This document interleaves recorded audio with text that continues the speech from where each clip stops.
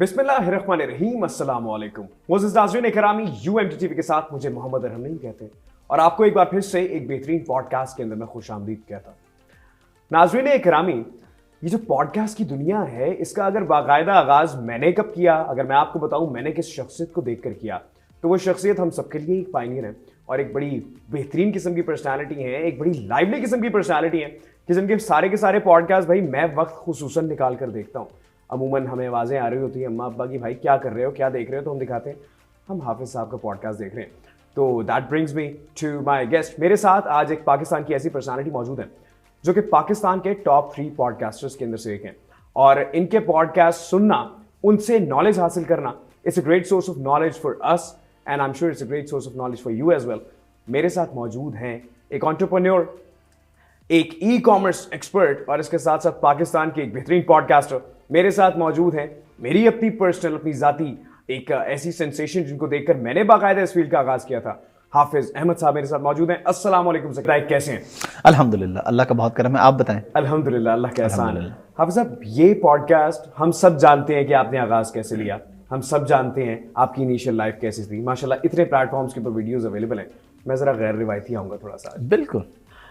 जानना ये चाहूंगा कि आपने एक सेमिनार किया यूएमटी के अंदर और बड़ा ब्रीफली मैंने उसको ऑब्जर्व किया। यू स्टेटेड कि आपने जब काम का आगाज लिया, you started as an employ, right, when you were abroad. उसके साथ साथ बिजनेस का इरादा जहन के अंदर आया। ये पॉडकास्ट के ऊपर पर्टिकुलरली आने का जहन मतलब कब बना कि भाई मुझे मीडिया के अंदर भी आना है और लोगों को इन्फ्लुएंस करना? अच्छा, ऐसा कोई जहन नहीं था, ना कोई ऐसा प्लान था। मेरा एक दोस्त है, अभी कल भी हम एक सेमिनार में थे तो वहाँ पे भी वो दोस्त भी था, उसने भी बताया स्टेज पे लोगों को। उसने मुझे अपनी पॉडकास्ट में बुलाया एज ए गेस्ट, जैसे आज आपने बुलाया। जबरदस्त। वो पॉडकास्ट थी 2.25 घंटे की। अरे वाह। लेकिन वो चल नहीं सकी किसी वजह से, उसमें बातें ऐसी थी। ओके। तो बातें ऐसी थी तो वो दोस्त ने उसने बड़ी जिम्मेदारी का मुजाहरा किया। उसने कहा या तो मैं इसको चलाऊंगा या नहीं चलाऊंगा। मैं ये नहीं करूंगा कि जो पार्ट कट करने वाला वो कट करके बाकी चला दूँ, ऐसा मैं नहीं करूंगा। तो उसने फिर वो नहीं चला सका। उसमें बहुत सारी बातें हमारी इंडस्ट्री की ऐसी थी, ई कॉमर्स इंडस्ट्री की। उसने कहा यार मैं बैकलैश आएगा और जो प्रेशर आएगा मैं वो नहीं अफोर्ड कर सकता। तो मैंने कहा ठीक है। मैं ऑफिस आया तो मैं क्योंकि ऑलरेडी ई कॉमर्स पे काम कर रहा हूँ, मेरे पास टीम ऑलरेडी है, सब कुछ पहले से था। मैंने आते ही अपने एडिटर को कहा, मैंने कहा मार्केट जाओ, माइक लेके आओ रोड के। उसने कहा जी क्या करना? मैंने कहा पॉडकास्ट शुरू करनी। अरे वाह। ऐसे अचानक बिल्कुल। और फिर बस क्योंकि मैं टीवी चैनल्स पे ऑलरेडी जाता था एग्जैक्टली ई कॉमर्स की बात करने, पीआर मेरी ऑलरेडी कुछ ना कुछ थी थोड़ी बहुत, तो इसलिए मुझे गेस्ट अरेंज करने में अल्हम्दुलिल्लाह कोई मुश्किल पेश नहीं आई। तो बस इस तरह अचानक से पॉडकास्ट शुरू हुई। मतलब कि इसको हम कहते हैं कि भाई एवी माइंड के अंदर आया धक्का, स्टार्ट हमने स्टार्ट किया और माशाल्लाह देखिए आज का अल्हम्दुलिल्लाह दूसरी तीसरी पॉडकास्ट ही बहुत वायरल चलेगी, सुपर वायरल चलेगी बल्कि। और वहाँ से बस उसके बाद अल्हम्दुलिल्लाह। सर आपकी इस जो ये फिक्र है ना, इसने एक सवाल दे दिया मुझे। अब सवाल देख लीजिएगा, सवाल ज़रा थोड़ा खतरनाक है। हाफिज साहब, पाकिस्तान का मीडिया या पाकिस्तान के मीडिया के प्लेटफॉर्म्स बहुत सारी बातें, जिस तरह अभी आपने स्टेट किया कि that podcast was not suitable for the media, इस वजह से नहीं चलाया गया बिकॉज इंडस्ट्री की बातें थी। आपको नहीं लगता हम मीडिया के हकाइक को काफ़ी हद तक नज़रअंदाज कर रहे हैं आजकल इन्हीं चीज़ों की वजह से? मीडिया का मकसद है लोगों को आगाही फराहम करना, लेकिन अनफॉर्चुनेटली हम आगे ही फराहम करते नहीं हैं। तो आपको क्या लगता है हाफिज साहब, ये चीज़ हम मीडिया के एथिक्स को अवॉइड नहीं कर रहे? अच्छा, इसमें दो तरह की चीज़ें हैं। कहीं तो आपकी बात बिल्कुल ठीक है कि कुछ चीज़ें ऐसी होती हैं जो काट दी जाती हैं। कहीं पे ऐसा होता है कि कहा जाता है काटो और नहीं काटी जाती, ये भी अनएथिकल है अगर गेस्ट कह रहा है तो। मेरा ये फॉर्मेट है कि मेरे पास गेस्ट आता है, गेस्ट ने मुझे 2 घंटे की गपशप हुई, हमारा कोई प्लांटेड नहीं होता, ऐसे रैंडम गपशप शुरू होती है। लेकिन अगर उसके बाद गेस्ट मुझे कहे कि यार वो फलां लाइन मैंने बोल दी थी, स्लिप ऑफ टंग था या मैं फ्लो में बोल गया, वो प्लीज़ काट दीजिएगा, तो मैं वो हिस्सा काट देता हूँ। ये जिम्मेदारी का मुजाहरा है, ये ज़रूरी है। जब आपका मेहमान कह रहे हैं कि यार ये मैंने गलत बोला, इसको काट दो। अनफॉर्चुनेटली ये भी नहीं हो रहा और वो जो हो रहा है वो भी गलत है। बहुत सी पॉडकास्ट ऐसे हुई हैं मेरे दोस्तों के साथ, उन्होंने मुझे बताया कि यार हमने कहा था ये माइनस कर देना, या गेस्ट मेरे पास आए, उन्होंने कहा मैं फलां के पास गया था, मैंने कहा था काट देना, उसने नहीं काटा, जस्ट अपने व्यूज़ के लिए। तो दोनों सूरतों में गलत है, एथिकली इनकरेक्ट है। बिल्कुल। अब साहब एक ऐसा सवाल आपसे कर रहा हूँ जो पता नहीं आपसे किसी ने किया है या नहीं की। खाने के अंदर आपको क्या पसंद है सबसे ज्यादा? पेट देख के अंदाजा लगा ले हर खाने वाली चीज़। वैसे हम मतलब पाकिस्तान वालों को होता है ना सेंसेशन, हम आप माशाल्लाह बाहर भी रह कर रहे हैं एक लंबा अरसा, तो बिरयानी पाकिस्तान जैसी नहीं मिलती, तो कभी बाहर वो जायका मिला? नहीं, बाहर मिल जाते हैं अल्हम्दुलिल्लाह। अच्छा। दुनिया में कहीं ना कहीं जो है ना पाकिस्तानी इंडियन रेस्टोरेंट्स मिल जाते हैं, तो खाने का मैं बहुत शौकीन हूँ। जो भी मिल जाए बस खाने की चीज़ होनी चाहिए, हम खा लेते हैं। अरे ज़बरदस्त, बेहतरीन। देसी ये कि ज़रा ज़्यादा पसंद है, लेकिन वैसे सब चलता है। अरे ज़बरदस्त। हम सब आजकल के ट्रेंड्स की अगर बात करते हैं तो मशहूर होने के लिए पब्लिसिटी स्टंट्स किए जाते हैं। सोशल मीडिया के ऊपर आए दिन कोई ना कोई नई हरकत आ रही होती है जिसको देखकर हम कहते हैं भाई ये हो क्या रहा है। तो आपको क्या लगता है पाकिस्तान की इंडस्ट्री के अंदर मशहूर होने का एक ही तरीका है, कंट्रोवर्सी? बिल्कुल, अनफॉर्चुनेटली रातों रात मशहूर होने का तो यही तरीका है, इसके अलावा तो कोई। आप जितना अच्छा कंटेंट बनाएंगे, जितना सीरियस कंटेंट बनाएंगे, उतने कम व्यूज आएंगे आप वजह फरमा रहे हैं सर। और जितना फजूल बनाएंगे, जितने फजूल सवालात करेंगे, वो सुपर वायरल जाएंगे। मैंने खुद एक्सपीरियंस किया, मैंने एजुकेशनर्स बिठाए हैं, मैंने डॉक्टर्स बिठाए हैं, मैंने एंटरप्रेन्योर बिठाए हैं, व्यूअरशिप नहीं आती, बहुत कम आती है। हाँ, उसी बंदे से, एक एजुकेशनर से मैं 1.5 घंटा बातें की हैं मैंने, और मैंने उससे सारी काम की और पढ़ाई की और बड़ी अच्छी बातें की, कोई वायरल नहीं की। उससे हम लोग जी बिजनेस क्या करते हैं, पैसे कितने कमाते हैं, 1 मिलियन व्यूज हैं इस पे। अरे तो लोगों का इंटरेस्ट है कि किसी के घर में क्या हो रहा है। मैंने आपका एक क्लिप देखा, उसके माशाल्लाह इतने व्यूज हैं, जब आपने ताबिश हाशमी साहब से पूछा था कि आपकी इनकम क्या है, and I was blown away. Viewership इसी पे आती है। एग्जैक्टली, बिल्कुल ऐसे ही है। और या इस पे आती है आपके पास पैसे कितने कमाते हैं, घर कौन सा है, गाड़ियाँ कौन सी हैं, शादी लव थी क्या अरेंज थी, बीवियाँ कितनी हैं, बच्चे कितने हैं। बस आवाम को यही चाहिए। हम कोशिश करते हैं पॉजिटिव चीज़ें भी अल्हम्दुलिल्लाह अपनी तरफ से कोशिश करते रहते हैं, लेकिन उस पर पब्लिक का रिस्पॉन्स नहीं आता। न जाने क्यों मुझे ऐसा लगता है कि सस्ती शोहरत पाने वाले लोगों को शोहरत देने के अंदर हमारा हाथ है। हम बुरा भला तो कहते हैं चीज़ों के ऊपर, लेकिन वीडियोस को शेयर भी हमें मार रहे होते हैं। बिल्कुल ऐसा ही होता है, बहुत सी ऐसी नेगेटिव चीज़ें। और अच्छा, ये भी लोग प्रॉपर प्लान करके भी करते हैं। एग्जैक्टली, बिल्कुल ऐसे ही है। नेगेटिव मार्केटिंग की भी कंपेन्स होती हैं। मैं इंडस्ट्री में ऐसे लोगों को जानता हूँ जिन्होंने एक वीडियो बनवाई अपने खिलाफ, और फिर पैसे देके उसको वायरल भी करवाया। आप देखें जरा, ताकि मैं मशहूर हो जाऊं यहाँ से। तो ये प्रॉपर मार्केटिंग है, लोग इसे पैसा बना रहे हैं। कंट्रोवर्सीज पाकिस्तान के अंदर, आपको नहीं लगता हाफिज साहब, फील्ड के बंदे माशाल्लाह, पाकिस्तान के अंदर 2 चीज़ों से हमें गर्ज होती है। वो मोहल्ले की फुप्पी वाली हरकत हो गई है, यार नाला रहते कार चकी बने हैं, बिल्कुल जरा झाकी मार के बिल्कुल हो रहा है। तो हमें एक शौक है कि हम दूसरे के अंदर घुस जाएं। बिल्कुल, और दूसरे की पर्सनल लाइफ के अंदर घुसना, Exactly. मेरे ख्याल हमारा शायद कौमी फरीजा बन चुका है। बिल्कुल, आप वजह फरमा रहे हैं। हाफिज साहब, बचपन सब बच्चों का बड़ा अच्छा होता है, बड़ा बेहतरीन होता है, बड़ा खूबसूरत होता है। देख के आपको लगता नहीं कि आप बचपन में शरारती थे? जरा ऑडियंस देख के तो आपको भी कुछ नहीं लगता, लेकिन मैं बहुत शरारती था। मैंने बड़ी मार खाई बचपन में शरारतों की वजह से। मैं साथ वाले घर वालों के ना कुंडी लगा देता था बाहर से। अभी तो ये खत्म हो गया ना, वो चाबियां ये आगे ताले, कुंडी होती थी साथ वालों की। मैंने बाहर से कुंडी लगा के उनकी बेल बजानी। अब वो दरवाजे पे उन्होंने आना, बाहर से कुंडी लगी होती थी। 1 हफ्ता मैंने ये काम किया। तो 7वें या 8वें दिन वो फिर छत पे मौजूद थे कि ये रोजाना हमारे साथ कौन करता था। फिर घर से मार पड़ी अच्छी खासी। बाकी भी मोहल्ले में किसी की गाड़ी खड़ी होनी, हवा निकाल देनी, तो ये नॉर्मल है, शरारतें, और सारे करते हैं। जो कहते हैं मैं नहीं करता, वो झूठ बोल रहा होता है। शरारतें करना बहुत ज़रूरी है। मैं बच्चों को ये बात कहता हूँ कि भाई जब तक आप as long as you are not clever ना, आप फील्ड के अंदर आगे चल के कामयाब नहीं हो सकते। एक कुन ज़हन इंसान तरक्की नहीं कर सकता। शरारतें करने के लिए भी दिमाग चाहिए। हाफिज साहब, इस्लामोफोबिया, थोड़ी सी बात इसके ऊपर करते हैं।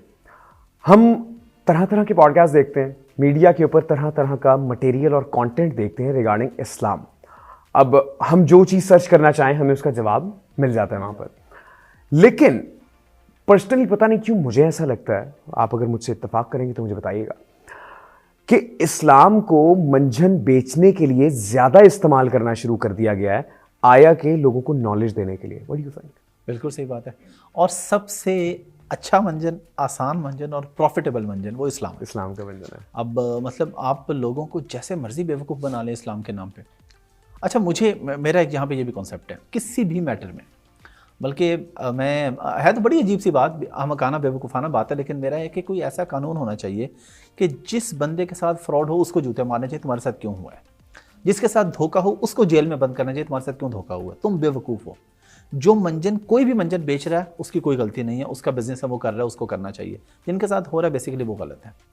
तो इंसान को खुद कुछ अकल होनी चाहिए, किसी को भी देख के आपको खुद कुछ सोचना चाहिए, जज करना चाहिए। ये क्या है कि जिसने जो कह दिया बस आप उसके पीछे लग गए। अब बहुत से फ्रॉड की थोड़ी बात हुई, बहुत से लोगों के साथ फ्रॉड हुआ कि जी ई-कॉमर्स में मुझे फलां जगह से मैसेज आया था कि ऑनलाइन पैसे कमाने हैं, 3000 रुपये रजिस्ट्रेशन है, जमा करवाएं। मुझे एक बंदा गिफ्ट में मिल गया। मेरे दोस्त जैसे बैठे हैं इस कहानी के, तो उन दोस्तों से पार्टी खाएं, साथ उनको चुपेड़े भी मारे। तुम बेशरम लोग हो। जिनके साथ फ्रॉड होते हैं बेसिकली वो बेशरम लोग होते हैं, करने वाले का कोई कसूर नहीं होता। मुझे लिफ्ट में एक बंदा मिला, मुझे कहता मैंने आपकी वीडियो देखी थी टिकटॉक पे और मैंने उस पर 5000 रुपये जमा भी करवाए थे। मैंने कहा कि तुमने मेरे टिकटॉक पे देखी थी? कहते नहीं, टिकटॉक पे देखी थी। मैंने कहा टिकटॉक का तो मैं जिम्मेदार नहीं हूँ। अगर मेरे ऑफिशियल अकाउंट पे देखी थी बताओ। मेरी ही वीडियोस डीप फेक इंस्टा और टिकटॉक पे चल रही हैं कि जी आएँ ऑनलाइन पैसे कमाएं, नीचे लिंक बायो में दिया है, इस पे 3,000 रुपये जमा कराएं। तो उस बंदे ने जब मुझे बताया, मैंने कहा बेटा जल्दी से साइड पे हो जा, शाबाश तेरे साथ बिल्कुल ठीक हुआ तुझे। और अच्छा, ऐसे लोगों को अल्लाह का शुक्र अदा करना चाहिए कि उन्हें अल्लाह ने हिदायत 5,000 रुपये में दे दी। आप बता फरमा रहे हैं, आपके साथ 50,000 लाख का भी हो सकता था। लोगों का चेहरा देख कर देखें, मैं ये देख रहा हूं कि मेरे सामने हाफिज अहमद साहब बैठे हुए हैं, पाकिस्तान की एक सेंसेशन माशाल्लाह आजकल के दौर की। अगर हम जाहिरा पर्सनालिटी की और एक शख्सियत की बात करते हैं तो इंसान शख्सियत को देख कर आती है। और हाफिज साहब, डीप फेक की आपने जो बात की, ये डीप फेक आपको नहीं लगता ये आगे आने वाले और 1-2 साल के अंदर को बहुत ही खतरनाक चीज़ बन जानी है? इंतहाई ख़तरनाक ऑलरेडी बन चुकी है। हमारे हमसाया ममालिक में बहुत सी ऐसी वीडियोस आई हैं जो डीप फेक और फिर बाद में उनकी रियल आई तो पता चला ये तो बहुत खतरनाक एआई ओवरऑल ही, लेकिन फ़ायदे की चीज़ भी है। एग्जैक्टली देखिए, हम अपनी फील्ड में देखें, मैं अपने यूट्यूब की बात करता हूँ। पहले मेरा जो एसईओ वाला लड़का है वो एक डिटेल से लिखता होता था डिस्क्रिप्शन यूट्यूब, बिल्कुल ऐसा ही है। अब वो नहीं लिखता, वो एआई पे जाता है, चैट जीपीटी को बताता है कि ये गेस्ट आए हैं। चैट जीपीटी हमारा सेम अकाउंट है, उसको मेरा पता है कि ये पॉडकास्ट करते हैं। वो 5 मिनट भी शायद मैं ज़्यादा बता रहा हूँ, 2 मिनट में 5-6 पैराग्राफ लिख के दे देते हैं, कॉपी पेस्ट कर देता है। तो फ़ायदा भी हो रहा है। यानी अगर आप अपने काम को आसान करना चाह रहे हैं, पॉजिटिव नेगेटिव दोनों चीज़ें होती हैं, आप किसी भी चीज़ में देख लें, तो ये आपकी मर्जी है कि आप उसे किस तरीके से इस्तेमाल करते हैं। आप सब यूट्यूब पे आते हैं बचपन के अंदर ना, बट अभी भी बचपन तो खैर नहीं, अब तो जवानी आ गई, 5-6 साल पहले की बात अगर करता हूँ तो यूट्यूब को देखकर ना हम ये समझते थे कि भाई यूट्यूब से पैसे आते हैं डॉलर्स में और यूट्यूब अब्बा हुजूर की तरह एवं मुफ्त में पैसे दे देता है, ठीक है। तो फिर दिल किया कि भाई यूट्यूब के ऊपर आए, यूट्यूब के ऊपर वीडियोस बनाएं। हमने बहुत लोग यूट्यूब के प्लेटफॉर्म से आगे जाते देखे भी हैं। लेकिन आपको क्या लगता है आजकल के दौर की अगर मैं बात करता हूँ, 2024 अपने इख्तिताम पर है, 25 का आगाज होने वाला है, क्वालिटी ऑफ कंटेंट काफ़ी हद तक रिड्यूस हो गया? What do you think? बिल्कुल हुआ है। मैं इसमें आपको ये बताऊं कि हम लोग देखते हैं सक्सेस और हमें ये नहीं पता कि उससे 1000 गुना ज़्यादा फेलियर भी है। बहुत से लोगों ने यूट्यूब शुरू किया, फेल हो गए, नहीं चल सके। हमारे सामने हमें चंद लोग नज़र आ रहे हैं, उन चंद को देख के नए बच्चे ये समझते हैं कि मैं भी आज ब्लॉगिंग शुरू करूंगा, मैं भी 2 साल बाद मेरे पास ऑडी होगी, प्रोडो होगी, फिर मेरा घर होगा, फिर मेरी शादी होगी। भाई ऐसा नहीं होता। ये किसी एक के साथ हो गया, 2 के साथ हो गया, 3 के साथ हो गया, 100 के साथ हो गया। ये अरबों की आबादी में ये 100 लोगों के साथ होता है, सैकड़ों में, हज़ारों में भी ये बात नहीं जाती। अच्छा हाफिज साहब, हर चीज़ का सिरा जाके शादी से क्यों जुड़ता? शादी, आप मैरिड? नहीं, अल्लाह का शुक्र अभी नहीं हूँ। अच्छा, कितनी एज हो गई आपकी? मेरी उम्र है इस टाइम 22 साल। मैं स्टूडेंट भी हूँ यहाँ का। नहीं, ये तो आप झूठ बोल रहे हैं। कसम से मेरी उम्र 22 साल है यार। चले मान लेते हैं यार, शादी बहुत ज़रूरी है और मैं इस चीज़ का कह लूँ कि अर्ली एज में हो जानी चाहिए। मेरी लेट शादी हुई है, यानी मेरी 24 साल की उम्र में थी और मैं समझता हूँ बहुत लेट शादी की मैंने। लेकिन वो शायद उसकी रीज़न एक ये भी थी कि हम बिल्कुल ही गरीब फैमिली से थे। कभी सोचा भी नहीं था कि गाड़ी भी होगी। यानी जो ख्वाब था ना मेरा वो ये था कि यार मेहरान गाड़ी कभी लूँगा ना तो मज़ा आएगा। तो इसलिए क्योंकि बहुत गरीब फैमिली से थे, इसलिए सोचा कि चलें कुछ कमा लें। फिर मैं 21-22 साल की उम्र में आई थिंक यूके चला गया। वहाँ जाके फिर अल्हम्दुलिल्लाह अल्लाह ने हालात बदल दिए, तो फिर आके शादी की। लेकिन अगर हालात बेहतर हों, आप अफोर्ड कर सकते हो तो अर्ली कर। हाफिज़ साहब, आपकी बात से एक सवाल आया बड़ा इंपॉर्टेंट, वो ये कि आज माशाल्लाह जिस स्टेटस के ऊपर हैं, मुंह से निकालेंगे किसी भी चीज़ का नाम, वो हाजिर हो जाती होगी। अल्हम्दुलिल्लाह अल्लाह ने इतने वसाइल दे दिए।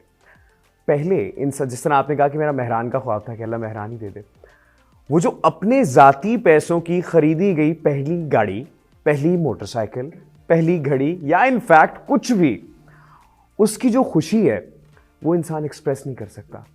मैं जानना चाहता हूँ, जब आपने पहली दफ़ा कमाई की थी, क्या चीज़ ऐसी थी जिसके ऊपर आपने पैसे लगाए थे और क्या चीज़ लेकर गए थे? पहला जो मैंने 1 लाख कमाया था ना, वो मैंने यूके जाके कमाया था। ठीक है। और पहला 1 लाख ही मैंने पाकिस्तान भेजा था। ठीक है। कुर्बानी की ईद आ रही थी तो मैंने घर वालों से कहा था कि जी कोई बड़ी कुर्बानी करें। 2011 की, हाँ 11 की बात आई थी। उस टाइम पे 1 लाख रुपए was a very huge amount. First time मेरे पास 1 लाख रुपए आया था। उससे पहले मैं पाकिस्तान में जॉब कर रहा था, मोबाइल नेट में कॉल सेंटर पे मैंने जॉब की, हेल्पलाइन पे। तो 14,000 सैलरी थी, कोई बोनस वगैरह मिला के 17-18 बन जाता था, वो भी बहुत अच्छा था। 2011 में 17-18 हज़ार रुपये। और स्टूडेंट लाइफ में फिर बस बाहर जाके तो फिर अल्हम्दुलिल्लाह काफ़ी अच्छे हालात हो गए थे। ज़बरदस्त। हाफिज़ साहब, जब अपनी पहली गाड़ी ली, पहली गाड़ी कौन सी ली थी आपने? पहली गाड़ी मैंने अपने पैसे से तो यूके में जाके ली थी। वो पाकिस्तान में स्विफ्ट उसका नाम था। ठीक है। लेकिन वो पाकिस्तानी कल्टस को यूके में स्विफ्ट कहते हैं। अच्छा, जो यहाँ पे स्विफ्ट है ये नहीं। वो 2 डोर मैंने ली थी उसके अगर पीछे बैठना होता तो अगले वो सीट नीचे करके ना, नॉर्मल गाड़ी की मैं बात करूँ, 2 डोर में स्पोर्ट्स नहीं। और वो गाड़ी मैंने ली थी वहाँ पे आई थिंक 300 पाउंड्स की, पाकिस्तानी तकरीबन 50,000 रुपये थे। वहाँ पे गाड़ियाँ बहुत सस्ती हैं यूज़ में तो। और उस गाड़ी के अंदर बैठ के आपको ये फील आई होगी कि आप पोर्शे में बैठ गए। जाहिर बात है, अपनी ज़ाती पैसों चीज़ की है। कमाई हुई। और फिर वहाँ पे असल में यूके का मौसम भी ऐसा होता है, मैं डबल जॉब करता था, बाज़ दफ़ा 3 जॉब्स भी की, तो मौसम की वजह से भी बारिश हो रही है, स्नोफॉल है, तो गाड़ी ज़रूरत भी थी, तो इसलिए आई थिंक थर्ड मंथ में आई थिंक ले ली थी। That brings me to another question. हम बाहर की पूरी रोटी को ना बड़ा हम फैसिनेट होते हैं कि मैं बाहर जाऊंगा, मैं कमाऊंगा, मैंने इतना इतना थद्दा अपने घर भेज देना उठाकर। अब साहब बाहर की ज़िंदगी कितनी मुश्किल है, आपसे बेहतर कोई नहीं जान सकता।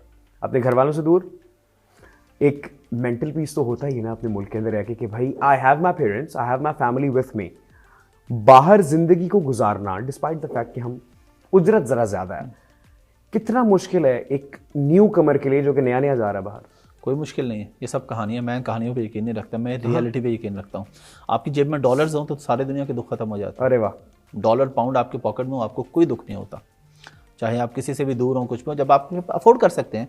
अब बाहर में ऐसे मेरे बहुत से दोस्त हैं जो इस वक्त बाहर की दुनिया में रहते हैं, एवरी सेकंड मंथ यूएस से कनाडा से एवरी सेकंड मंथ पाकिस्तान आते हैं 15 दिन। अरे ज़बरदस्त, तो बस ठीक है, वो कमा रहे हैं तो फिर तो ये देखें। अब ये हम बेसिकली मैं हूँ सराइकी स्पीकिंग, ठीक है। तो हमारे गाँव में अरे एक खूबसूरत जुबान, खूबसूरत जुबान। हम फिर आपसे इशार भी सुनेंगे सराय की। जी बिल्कुल, जो मुझे याद होंगे मैं सुनाऊंगा। ज़बरदस्त। तो हमारे गांव में ना एक जुमला बोला जाता है जो कि इंतहाई फजूल बोला जाता है।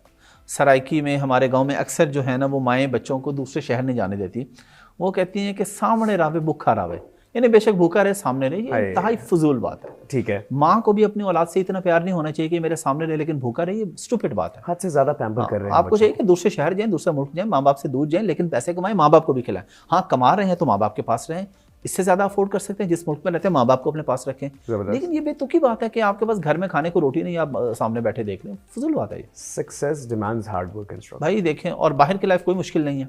हाँ, मुश्किल लाइफ है तो सऊदी अरब, दुबई वगैरह की, यहाँ पे जो लेबर क्लास है वो बहुत टफ लाइफ है। एग्जैक्टली, एक एक कमरे के अंदर आप 20-20, 25-25 लोग, बिल्कुल, उनको मैंने देखा, वो लोग हैं जो मेहनत कर रहे हैं। यूएस कनाडा में रहने वाले लोग, यूरोप में रहने वाले लोगों के हम बड़ी मुश्किल ज़िंदगी गुजार रहे हैं। मिसिस की एक फ्रेंड है, उसके चंद दिन पहले उससे बात हो रही थी, वो अमेरिका में रहती है। अच्छा। तो मेरी मिसिस को कहती कि मैं विश यहाँ की लाइफ बड़ी टफ है, बड़ा मुश्किल है और बड़ी मुश्किल लाइफ है वो। तो मिसिस ने मुझे बताया, मैंने कहा उससे को मैं रिटर्न टिकट देता हूँ, आ जाए पाकिस्तान। फजूल बात है। बाहर बैठने वाले बंदे को क्या इस बात का रेट है कि यहाँ की लाइफ टफ है? भाई टफ है तो तुम आसान लाइफ में आ जाओ। तो झूठ बोलते हैं वो, कोई टफ लाइफ नहीं है, बड़ी लग्जरी लाइफ है, मज़ेदार लाइफ है। डॉलर पाउंड आपकी जेब में हो, हज़ारों डॉलर अकाउंट में पड़े हो, तो जिंदगी के मजे ही मजे हैं। बेहतरीन। रियलिटी बेस्ड बातें कर रहा हूँ, शायद लोगों को अच्छी ना लगे, लेकिन नहीं, I love people speaking reality. इसी वजह से I was like very excited कि आज मैं एक ऐसी शख्सियत के सामने बैठने वाला हूँ। सर, दर्जनों पॉडकास्ट किए, काफ़ी गेस्ट बुलाए, कौन सा गेस्ट आपका पर्सनल फेवरेट रहा? अब जाहिर सी बात है, हम एक तो बता नहीं सकते, there multiple, like you have done. नहीं, मैं एक भी बता सकता हूँ, मैं ओपनली बताता हूँ, पहले भी बता चुका हूँ, मौलाना तारिक जमील साहब।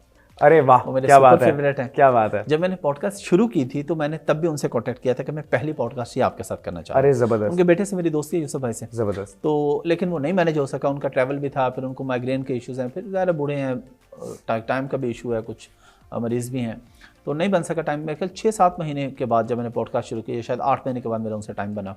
ठीक है। मैंने उनको जाके किया, एक पॉडकास्ट की, फिर थोड़ा और ताल्लुक़ बन गया, फिर मैंने उनके साथ सेकंड पॉडकास्ट तो बहुत ही ज़बरदस्त, प्रिस्टीन पर्सनालिटी, एक ऐसी पर्सनालिटी जिनकी ज़ुबान से शहद गिरता है। बिल्कुल बिल्कुल, तो वो मेरी सुपर फेवरेट, क्योंकि पहली पॉडकास्ट में वो मुझे नहीं जानते थे, उनको उनके बेटे ने कहा कि जी करनी है, तो उन्होंने कहा बेटा बुला लो, बस ठीक है। 7-8 महीने लगे, लेकिन होगी। सेकंड पॉडकास्ट में वो मुझे बहुत अच्छे से जानते थे, यानी अब तो माशाल्लाह उनके साथ फैमिली टर्म से आना जाने। तो फिर जब उन्होंने भी मेरे साथ उसी तरह बातचीत की, अच्छा तुम फलां जगह रहो, जब फलां जगह गए थे वो फिर मुझे उसमें और ज़्यादा क्या बात है, बहुत क्या बात है, क्या बात है। हाफिज़ साहब, हम पाकिस्तान वाले, अब हमने लाइक तारिक जमील साहब की बात की है, मिक्स ओपिनियंस है लोगों के, उनके खिलाफ भी, उनके मुतालिक भी। कुछ लोग कहते हैं he is a very great personality, like me and you, he is a good personality. कुछ लोगों को उनके फाइनेंशियल असेस से भी मसला होता है कि भाई पैसा बहुत है, पैसा बहुत था तो आ गए एंड ऑल, ऐसी बातें होती हैं।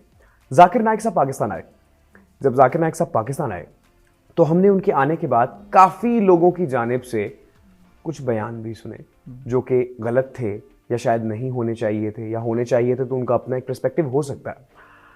एक ऐसा इंसान जो कि एक रिलीजियस स्कॉलर नहीं है बेसिकली, मतलब फतवे देने वाला आदमी नहीं है. He is a student and a teacher of facts which are there in the religion. हम उनसे सवाल कर रहे हैं कि मेरी दूसरी शादी करना जायज़ है, क्या मेरे 2 बच्चे हो जाएं तो मैं तीसरा होना जायज़ है. ऐसे सवाल करते हैं हम उनसे. आपको नहीं लगता पाकिस्तान की अवाम अपने इंटेलेक्ट लेवल से बिल्कुल ही गिर गई है कि हम एक ऐसे बंदे से वो सवाल कर रहे हैं जो हम उससे लाख दर्जा अच्छी चीज़ पूछ सकते हैं. मैंने यही सवाल जो आपने मुझसे पूछा है, ये मैंने डॉक्टर जाकिर नाइक से पूछा था. उनको भी किया मैंने इंटरव्यू, मौलाना साहब को और उनको इकट्ठे उनके घर पे, मौलाना के घर पे. तो उन्होंने कहा कि लोग तंग करने के लिए करते हैं और सस्ती शोहरत हासिल करने के लिए. ऐसा नहीं कि उनको जवाब नहीं पता, उनको जवाब पता है. वो कहते हैं कि टेलीविज़न पे बात हो रही है, फिर मैं ज़्यादा सख्त जवाब दूंगा आगे से, तो लोग कहेंगे देखें जी उन्होंने सवाल पूछा डॉक्टर साहब सख्त होकर. उन्होंने कहा ये फजूल सवाल है. मसलन एक उनसे किसी बंदे ने पूछा जी नमाज रफ़ा दैन के साथ पढ़नी चाहिए कि नहीं. तो उन्होंने कहा अभी नमाज पढ़नी चाहिए, जैसे आपका दिल करे. एग्जैक्टली. चारों अहमद जैसे दिल करता है पढ़ो. एग्जैक्टली. वो कहते हैं जो काम आप कर रहे हैं दूसरे पे थोपो नहीं, बिला वजह आपको जो तरीका अच्छा लग रहा है सुनने से आपको समझ आए आप करें. और जिस तरह मौलाना साहब की आपने बात की, मौलाना साहब क्योंकि मैं तो उनको फैमिली को जानता हूँ ना अच्छे से, वो ख़ानदानी अमीर आदमी. एग्जैक्टली. ख़ानदानी रईस इंसान है. उनके जिस जो आबाई घर में जब मेरी पहली पॉडकास्ट हुई थी, वो अब मुझे एग्जैक्ट याद नहीं, लेकिन पाकिस्तान बनने से तो पहले का वो उनका घर है. अब मुझे याद नहीं कि 18 समथिंग था या 19 समथिंग था, जो उनकी हवेली है कई एकड़ में. और उस हवेली के दाएं बाएं जहाँ भी आपकी नज़र जाती है वो सब ज़मीनें उनके दादा से परदादा से चली आ रही है, उन्होंने नहीं बनाई. तो एक बंदा ख़ानदानी अमीर है तो आप एक नॉर्मल बंदा हमसे हजम नहीं ना होता. और फिर नॉर्मली बातें, मैं मौलाना साहब से हट के बात कर रहा हूँ, बात भी वो बंदा कर रहा है जो अपने घर में बगैर आईडी कार्ड दिखाए दाखिल नहीं हो सकता. बड़ी जबरदस्त बात है. हाँ जी कौन हो ना दूसरी बारी शनाख्ती कार्ड दिखा दे, दूसरी रोटी लग रही है. जिनको घर में दूसरी दफा सालन नहीं मिलता वो कहते हैं फलां बंदा ऐसे, तो उनका बनता नहीं है. हसद, बिल्कुल सामने वाले को देखकर हसद करना. और हसद एक ऐसी बुरी चीज़ है जिसकी वजह से इंसान अपना बेड़ा खुद तर कर ले. बिल्कुल बिल्कुल. आप उसी टाइम पे अल्लाह से दुआ करें, या अल्लाह जिसने इसको दिया मुझे भी दे. बेशक. आप कहते हैं या अल्लाह मैं तो भूखा, ठीक है, इन्हें भूखा कर दे. गलत बात है, गलत बात है. आप अपने लिए भी मांग लो, आपने उसके बराबर आना है ना. हम बीइंग अ नेशन क्या करते हैं कि एक आदमी यहाँ पे, आप यहाँ पे है ना, तो हम कहेंगे यार उसको खींच के नीचे हो जाए. ये नहीं करेंगे यार खुद कोशिश करके उसके बराबर चले जाओ. बेसिकली तो आपने बराबर होना है ना. बिल्कुल ऐसे पॉजिटिविटी में बराबर हो जाओ. हाफिज़ साहब, मैं बड़ा अनफिल्टर्ड प्रोग्राम करता हूँ और मुझे आपसे बात करने का मज़ा आ रहा है, क्योंकि मैं बिल्कुल मुझे जो जहन में आ रहा है मैं बोलता जो आपके दिल में है आप पूछे. एक सवाल है यहाँ पे मेरा. हम दीन इस्लाम को फॉलो करते हैं और हम कहते हैं वी आर मुस्लिम्स, ठीक है. प्रैक्टिसिंग मुस्लिम, नॉन प्रैक्टिसिंग मुस्लिम, ये एक अलग किस्सा है, ठीक है. हम मुसलमान हैं और अल्लाह ताला खुद फरमाते हैं कि हुकूक अल्लाह माफ़ कर सकता है. हुकूकुल इबाद की माफ़ी, हम लोगों की हक तलफी बहुत करते हैं. और यहाँ से अब लोगों की हक तलफी करने से मेरा मुराद माइनॉरिटीज़ भी हैं. ऐसे लोग हैं जो कि नॉन मुस्लिम्स हैं, क्रिश्चियंस हैं, हिंदूज़ हैं. पाकिस्तान के अंदर काफ़ी दफ़ा हमने इस चीज़ को मुलाहिज़ा फरमाया कि रिलीजियस कार्ड भी प्ले कर दिया जाता है और हम उन लोगों को उनके हक़ाइक़ नहीं दे रहे. ये मुझे लगता है. क्या राय है आपकी इस मुतालिक? इसमें मैं आपको अपने ऑफिस की एक एग्जांपल देता हूँ. मैं तो इस चीज़ पे बड़ा बिल्कुल ओपनली बात करता हूँ. माइनॉरिटीज़ को जो राइट इस्लाम ने दिए हैं, मैं और आप कौन होते हैं उससे. एग्जैक्टली, बिल्कुल. उससे सर रब्बुल आलमीन है, रब्बुल मुस्लिमीन नहीं है. एक राइट मिल के बस बात खत्म. मेरे ऑफिस में ना एक नया ऑफिस पे आया, मुझे नहीं पता था कि वो क्रिश्चियन है, ठीक है. तो चंद दिन गुजर गए, शायद चंद हफ्ते गुजर गए, मैं ऑफिस जाता भी कम हूँ, मेरी ट्रैवलिंग होती है. जब मैं गया तो एक दिन वो ऑफिस में आया, मैं किसी के साथ गेस्ट के साथ बातचीत कर रहा था. उसको मैंने 3 दफ़ा बुलाया ना बेल दे के, तीनों दफ़ा आकर मुझे कहता अस्सलाम वालेकुम सर. मैंने कहा कि जब गेस्ट चले गए, मैंने उससे कहा कि यार जब कोई सलाम करता है ना तो सलाम का जवाब देना वाजिब होता है. तुमने एक दफ़ा सलाम करते, मैं गेस्ट से बातचीत करूँ, तो मुझे बार बार आके ये कह रहे हो ये मुनासिब बात नहीं. मैं गेस्ट से बात करूँ, तुम मेरे ऑफिस में होते हो, तुम बेल दिए, तुम आओ अपना काम करो, जो भी ग्लास उठाना है करना करके चले जाओ. जब वो चला गया तो मुझे छोटे भाई ने बताया कि ये क्रिश्चियन है. मैंने किसको दोबारा बुलाओ. मैंने कहा शायद उसने ये सोचा होगा कि मैं क्रिश्चियन हूँ, तो इसलिए इसने कहा कि अस्सलाम वालेकुम. एग्जैक्टली. मुझे जब वो आया तो मैं उससे खड़े होकर मिला, और मैंने अभी तक नहीं हो सका, अनफॉर्चुनेटली मैं बिजी था, लेकिन मैंने छोटे भाई से कहा कि किसी दिन खाना रखते हैं ऑफिस में और हम दोनों एक बर्तन में खाना खाएं. अरे क्या बात है, बहुत खूबसूरत बात. चीज़ है भाई, ये नॉर्मल चीज़ है. जब हमारा दीन हमें मना नहीं करता तो कोई पर्सन कौन होता है हमें मना करने वाला कि आप उनके साथ बैठ नहीं सकते, खा नहीं सकते. जो चीज़ें इस्लाम में जायज़ है वो जायज़ है. सर हम ये समझना शुरू हो गए ना कि अल्लाह तो बिल गेट्स को भी दे रहा है, मुसलमान तो नहीं है. रब्बुल आलमीन है, रब्बुल मुस्लिमीन नहीं है. हम ये मेंटालिटी दोज़ख मुसलमानों से भी भरी जाएगी, जो नाफरमान होंगे उनको भी. लेकिन इवेंचुअली निकलेंगे मुसलमान, ये तो है. मुसलमान हमेशा नहीं रहेंगे. वो एक सेपरेट मैटर है, उसको हम डिनाई नहीं कर सकते हैं. तौहीद को, नबूवत को, खत्म बेशक, नबूवत को, ये बेशक, चीज़, बेशक। ये चीज़ें लाजिम ईमान का हिस्सा है। बाकी दुनिया में जो उनके राइट है वो हम उनके खुदा ना बने, वो अल्लाह उनका फैसला कर लेगा जो है। हम उनके साथ जिस तरह किसी भी आम इंसान के साथ बिहेव करते हैं वो हमें करना चाहिए। ज़बरदस्त। हाफिज़ साहब, कुछ आपकी पर्सनल लाइफ पे आते हैं। जिस तरह हम बातें भी कर रहे थे ना, पर्सनल लाइफ जानने का ज़्यादा शौक आज होता है, है। आज है। अब वो सवाल जो आपने ताबिश भाई से किया था, वो सवाल मैं आपसे करने लगा हूँ। हाफिज़ साहब, इनकम एग्जैक्ट नहीं पूछूंगा, ठीक है। एक round figure, close somewhere in between. असल में मेरे मल्टीपल बिजनेसेस है ना, ठीक है, ई कॉमर्स भी है, फिर ये अल्हम्दुलिल्लाह ये भी एक प्रॉपर काम है। Exactly. मुझे फेसबुक यूट्यूब से भी अच्छी इनकम आती है। हम YouTube के फिर मैं एल्गोरिथम के ऊपर ट्रैवलिज्म बात का- करते हैं, ठीक है। क्योंकि आजकल के बच्चे, आपको पता है, YouTube के ऊपर आने के लिए देर जस्ट डाइंग कि हमने YouTube के ऊपर आना है। YouTube किस तरह पैसे देता है, क्या सिनेरियो रहता है, हम कितने पैसे तक बना सकते हैं और आप कितने बना रहे हैं? ये तो rough डिपेंड करता है idea। व्यूअरशिप पे। मैं अपना ठीक है। बता देता हूँ, एवरेज कोई 6-7-8 हज़ार 9 हज़ार, कभी 10 हज़ार, कभी 12,000 डॉलर भी ठीक महीने के है। आ जाते हैं। ठीक है, तो अब ज़ाहिर है इसमें मेरे पास 7 लोगों की टीम है, उनकी सैलरीज भी जाती है, Exactly, बाकी cost बिल्कुल भी होती है, ऐसे ही लेकिन है। अल्हम्दुलिल्लाह अच्छे पैसे आते हैं। जबरदस्त। मैं ये नहीं कह सकता कि दाल रोटी नहीं चल रही, मुर्ग रोस्ट चल रहे हैं, मटन अरे चल रहा है, वाह, वाह, वाह, अल्हम्दुलिल्लाह। वाह, तो अल्लाह का वाह, बड़ा वाह, करम है, अल्हम्दुलिल्लाह। हाफिज़ साहब, फेसबुक का एल्गोरिथम पेमेंट के हिसाब से आई हैव हर्ड कि यूट्यूब से कंपैरेटिवली बेटर है। इज दिस रियल या इट्स यूट्यूब पे पैसा बहुत ज़्यादा है हाँ, फेसबुक की निस्बत। ठीक है, यानी अगर एवरेज व्यूअरशिप एक वीडियो के ऊपर 1 लाख यानी टोटल 1 लाख व्यूज़ है, एवरेज ड्यूरेशन जो है वो दोनों की बराबर है। फेसबुक पे $40 बने, यूट्यूब पे $100 बनेगा। ओके, हाँ, बहुत huge difference. It's 60-40 difference then. जी जी बिल्कुल। अरे, YouTube बहुत ज़बरदस्त। अच्छा पे करता है आपको। बेहतरीन। हाफिज़ साहब, बहुत सारे मामलात हमारी ज़िंदगी के अंदर ऐसे होते हैं जब इंसान को लगता है यार आई एम ब्रोकन डाउन, अब शायद मैं अब दोबारा स्टेप ना ले सकूँ अपने लिए। कभी ऐसा कोई लम्हा दरपेश आया कि लगा हो कि यार मोरल डाउन हो गया है, फिर खुद को पकड़ाओ कि नहीं भाई, I have to win the world? अच्छा, मैं कहानियों पे यकीन नहीं रखता, ये मोटिवेशन और ये वो सब बकवास होती है, ऐसा कुछ नहीं होता लाइफ में। यार आप माशाल्लाह बड़े कमाल बंदे हैं। हाफिज़ साहब ने बिल्कुल स्ट्रेट फॉरवर्ड कह मैं रहा गिर गया हूँ, सोचा अब मैं खड़ा होऊंगा, ये वो जब अल्लाह के करम से इंसान हो जाता है। फिर इंसान कहता है, मैं अक्सर ये कहता हूँ पॉडकास्ट में कि जब आप कामयाब हो जाते हैं, बहुत से लोग ऐसे हैं जो मान लेते हैं कि अल्लाह ने किया है, कुछ ऐसे जो नहीं मानते, उनको भी अल्लाह बना लेगा किसी न किसी टाइम पे, उनको भी मानना पड़ेगा कि अल्लाह ही करता है। और कुछ लोग ऐसे होते हैं जो कामयाब होने के बाद पुरानी एक गाड़ी घर पे खड़ी करते हैं कि दादा बुगी होती थी, दादा चाहे उसे गड्डी थले आके फौत हो जाए ना, बैठे हुए गड्डी च। भाई क्या हर्ज है बताने में, मेरे बाप दादा के पास कभी गाड़ी नहीं होती थी, फिर लाहौर आ गया, अल्हम्दुलिल्लाह हालात बेहतर हो गए, गाड़ी आ गई, सब कुछ आ गया, ठीक है, लेकिन पहले कुछ नहीं था, अब है, तो अल्लाह का करम है। इसमें मैंने तो कुछ नहीं किया, मैंने तो कुछ स्टैंड नहीं लिया, मैंने कोई ऐसा नहीं था कि मैंने ख्वाब देखा हो, मैंने ये सोचा था। अच्छा, सोचा किसी भी नहीं होता, सब बकवास करते हैं, अल्लाह की तरफ से मिल जाता है, हमें कहानी करते हैं। आपने रियलिटी का स्ट्रेट फॉरवर्ड मोटिवेशनल स्पीकर कहते हैं ना, मैंने पहले रेडी लगाई, फिर उसके बाद मैंने लंडे के अंदर जैकेटें बेची। नहीं, बकवास करते हैं, ऐसा कुछ नहीं होता। हाफिज़ साहब, फ्री टाइम वैसे तो मिलता नहीं होगा, माशाल्लाह सोशल सर्कल इतना बड़ा है, फिर बिजनेस इतने ज़्यादा माशाल्लाह रन कर रहे हैं, जब मिलता है तो क्या मशगले रहते हैं कि यार मेरे को ये करना है? मिल भी जाता है अल्हम्दुलिल्लाह, ऐसा नहीं है। अच्छा, ये मैंने अब शुरू किया, ऐसा ऐसा सीख के मैंने चीज़ें सीखी हैं ये। ठीक है, पहले ये था कि मैं 7 डेज़ काम पे लगा होता था, वीकेंड भी है तो मीटिंग्स कर रहा हूँ, रिकॉर्डिंग्स कर रहा हूँ, ये वो कर रहा हूँ। अभी बहुत इंपॉर्टेंट रिकॉर्डिंग हो तो मैं वीकेंड पे कर लेता हूँ, वरना मैं वीकेंड पे रिकॉर्डिंग नहीं करता। ठीक है, वीकेंड पे मुलाकात तो बिल्कुल भी नहीं करता, कोई ठीक है। बिजनेस बड़ी से बड़ी डील है वीकेंड पे नहीं होगी, ठीक मंडे है। टू फ्राइडे ही जो होगा जो होगा। ठीक है, तो अब ये सीख रहा हूँ, ऐसा ऐसा कोशिश कर रहा हूँ कि फैमिली को टाइम देना शुरू करो। मैं Very इसमें important. अभी भी बहुत बुरा हूँ, लेकिन पहले से मैं बहुत अच्छा बच्चा हो गया हूँ अब। जरूर। तो अभी भी यही कोशिश होती है कि जो भी टाइम हो, जैसे आज क्योंकि सुबह से बिजी था, अभी मैंने वाइफ को कॉल की कि आयशा मेरी बेटी का नाम है, तो मैंने कहा कि उसे कोशिश करो अभी सुला दो, कि सुबह उसका ऑफ है, तो अभी 2-3 घंटे सो जाए तो शाम में उठे कि मैं शाम को 6-7 बजे आऊँगा तो उसको लेके जाऊँगा। sweet. बेस्ट टाइम फैमिली के साथ। एग्जैक्टली, ज़बरदस्त।